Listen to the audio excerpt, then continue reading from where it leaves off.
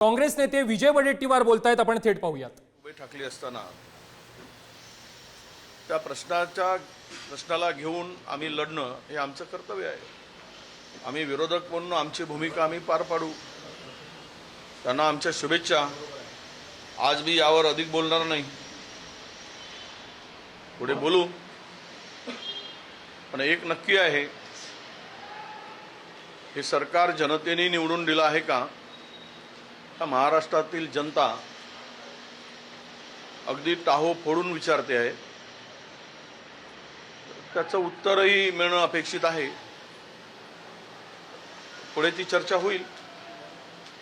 हो, नेमकं तुम्हाला काय म्हणायचं आहे की हे जनतेच्या मनातलं सरकार आहे कसं तुमचं सवाल आहे, नेमकं काय? 2014 मध्ये मोदींची लाट होती, त्यावेळेस सुद्धा काँग्रेस 42 जागा आम्ही जिंकल्या। 19 मध्ये तर पुलवामा सारख्या अनेक घटना घडल्यात आणि असे वातावरण होतं की काँग्रेस 2 डिजिट पर्यंत जाणार नाही। असं एक वातावरण 2 आकड्यापर्यंत काँग्रेस जाणार नाही। अशा वेळेस आम्ही 44 जागा जिंकल्या आणि आता आम्ही 16 जागा जिंकल्या। कुठलीही अशी वेव नव्हती, कुठलाही सरकारच्या विरुद्ध आक्रोश होता, सरकारच्या विरुद्ध जनमत होता। आणि अशा स्थितीमध्ये हा जो स्ट्राईक रेट आम्ही बघतो आहे, तो सगळा बघितल्यानंतर लोकांनाच प्रश्न पडला आहे की असं कसं झालं, असं कसं होऊ शकतं, हा प्रश्न लोक विचारत आहेत। त्यामुळे याचं विश्लेषण आम्ही आरामशीर करू, घाई न करणं चुकीचं आहे। पण एक आहे की लोकांचा एवढा आक्रोश असताना लाडकी बहीणच्या नावाने 5% मतं फिरलेही असतील आम्ही म्हणू, पण लाडकी बहीण पुढे करून पुन्हा दुसरा खेळा काही झाला का, दुसरा काही प्रयोग झाला का, ही जी चर्चा जनमानसामध्ये आहे ही माझ्याकडून नाही। तर त्यावरही आम्हाला अभ्यास करावा लागेल, आम्हाला विचार करावा लागेल। पण मी नक्की सांगेल की जनता आता प्रश्न जनतेला पडला आहे की असं कसं झालं, असं होऊच शकत नाही आणि महाराष्ट्रामध्ये हे शक्य नाही, असं जनतेचं मत आहे।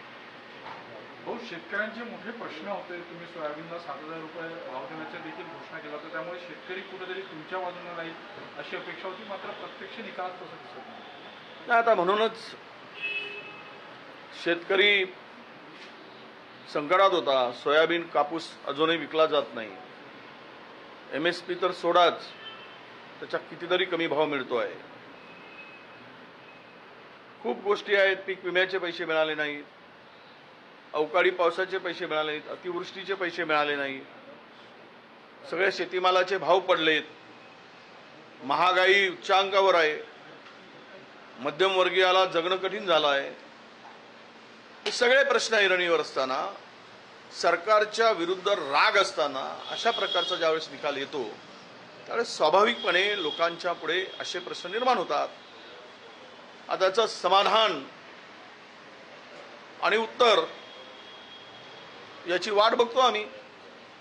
अजितदादा गटाकडे दावा केला जातोय की शरद पवारांचे जे आमदार निवडून आले 10 तेही अजितदादा गटाच्या संपर्कात आहेत। नाही, आता कोणाच्याही संपर्कात राहोत, शेवट कसं आहे की सगळेच आता मोदीजी आणि शहाजी हे म्हणतील तेच होईल।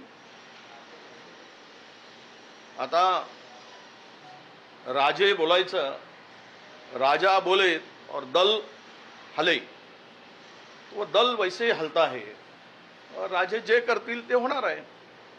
त्यांना विरोधकच मुळात ठेवायचा नाही आणि त्या भूमिकेतून सगळं सुरू आहे।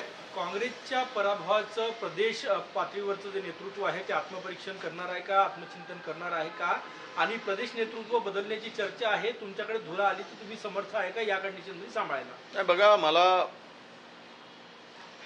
वारंवार जी काही जबाबदारी पक्षाने दिली ती मी सांभाळत आलो आहे। पक्ष जो निर्णय घेईल तो आदेश देईल ते आपलं काम आहे सांभाळणं. पक्षाचा निर्णय आम्हाला मान्य राहील. पण अनेक ठिकाणी पराभव झाले ते अंतर्गत वादामुळे झाल्यात असल्याची चर्चा आहे. एक सामान्य जे कार्यकर्ते आहे, नेते आहे, त्यांना सातत्याने वाटत होतं की बळकटी कुठल्या तरी वर्ण मिळाली असती तर अजून मोठा पुश लावता आला असता. हे बघा, या जरतरच्या गोष्टी आहेत. अमित शहाजी सारखा धुरंधर चाणक्य माणूस असताना सुद्धा शेवटच्या टप्प्यापर्यंत या तीनही लोकांना जागा वाटपाचा तिळा सोडवता आला नाही. हे काय वाद कमी नव्हता. जवळपास 34 ठिकाणी ज्यांचे बंडखोरी झाले होते, हा वाद नव्हता काय महायुतीमधला? आणि ह्या जरतरच्या गोष्टी आहेत. खरं तर आमच्यामध्ये असा कुठला वाद दिसत नाही. आम्ही सर्व नेते एकत्र काम करत होतो, त्यामुळे आम्ही दोष देण्यापेक्षा किंवा आपण एकमेकावर असं कुठेही परिस्थिती नव्हती. महाविकास आघाडीमध्ये सुद्धा नव्हती. ठीक आहे, जागा वाटपापर्यंतच्या कुरबुरी तेवढ्या होतात. 3 पक्ष एकत्र आल्यानंतर ते तिथेही झालं, हे इथेही झाले.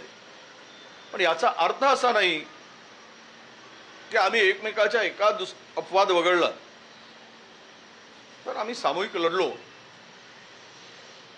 पण हा निकाल मात्र आम्हाला धक्कादायक आहे, अनपेक्षित आहे. हे जनतेला सुद्धा धक्कादायक आहे आणि जनतेला सुद्धा हा निर्णय न पचण्यासारखा आहे. ज्या सर्व स्तरावरील, म्हणजे केवळ ग्रामीण भागातील जनता किंवा ती बोलते असं नव्हे, तर महाराष्ट्रातील सर्व स्तरावरून हा निकाल पचनी पडत नाही, हीच प्रतिक्रिया आहे. अशोक चव्हाणांनी टीका केली आहे, काँग्रेसमध्ये मला ज्यांनी त्रास दिले त्या सगळ्यांचा सुपुरा साफ झालाय असं अशोक चव्हाण. नाही, तर त्यांना आनंद आहे, त्यांना त्रास देणारं स्वाभाविक आहे. कोण जर त्रास देत असेल, आता ते त्रास देण्यासाठी आमच्या पक्षात नाही आहेत, त्यामुळे त्रास कोणी दिला, अशोक चव्हाण संयमी आहेत, तसा काही कुठला बदला घेण्याची भूमिका त्यांची कधीच नसते. बिजू भाऊ, सगळ्यात महत्वाचं, राष्ट्रवादी काँग्रेस शरद पवार पक्षाला 13 जागा लढल्या, 0 जागा मिळालेल्या आहेत. खरं तर नागपुरात ही भावना होती सातत्याने, पूर्व नागपूर असो किंवा हिंगणा असो किंवा